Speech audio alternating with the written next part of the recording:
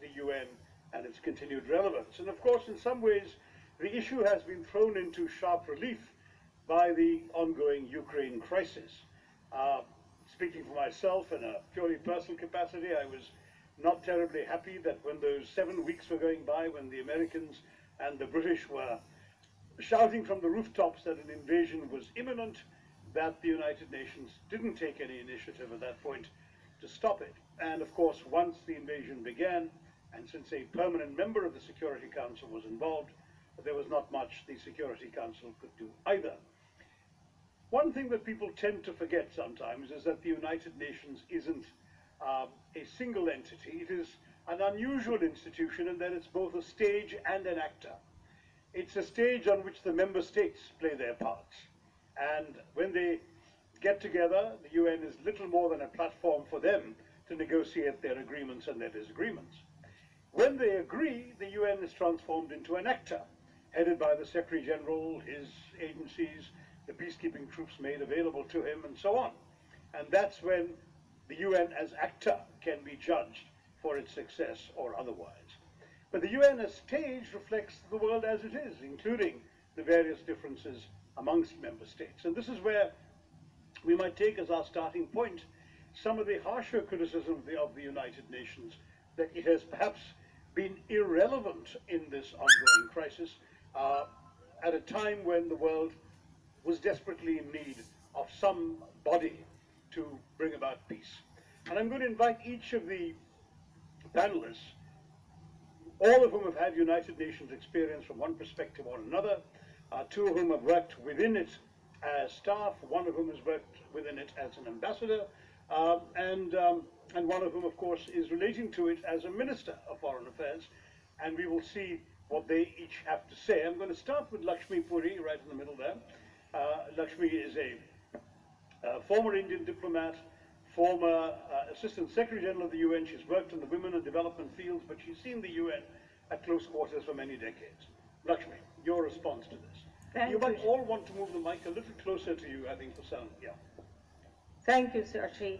And as you rightly said, we need to, first of all, be clear about what the UN is, because the expectations from the UN can then be managed. So the first thing is that there have been a series of crises. First, the COVID-19, the World War III-like devastation that it caused, the hammer blows from that. Then we have had the Afghanistan crisis, and then on top of that, we have had now the Ukraine-Russia war. Is that the last crisis that will break the UN's back? That's the question. Let me begin by saying that the UN is 3 UNs. It's the Secretariat and the Secretary General, but it is most of all the member states. And the members and the UN is also about we the people. So there are these 3 components that must work closely together for an effective UN. But more, if you look at the other aspect, more importantly, the UN is just a little more than the sum of the power dynamics of the most influential member states.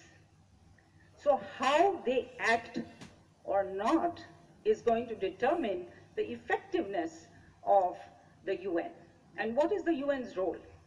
The UN and the whole system, along with the BWIs, is meant to be a global governance and rules of the game universe, which is focused on the 4 big projects of humanity, that is human rights, humanitarian response, sustainable development, and peace and security.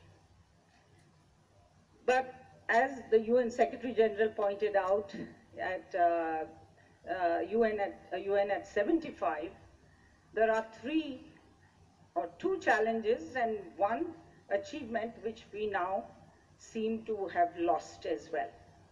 So the first challenge is, and he pointed this out, and I think it's relevant for the Russia-Ukraine war, that the world has too many multilateral challenges and too few multilateral solutions, which means it's not amenable to multilateral, which is, a cumbersome process and interaction. They're not amenable to multilateral solutions. Second, that the UN lacks ambition, scale, and teeth. And where those institutions like the UN Security Council has teeth, it doesn't have the appetite to bite. And that bite comes from two things: political volition, political will of the key member states, in this case the UN Security Council P5 in particular, and the unity of purpose that they demonstrate.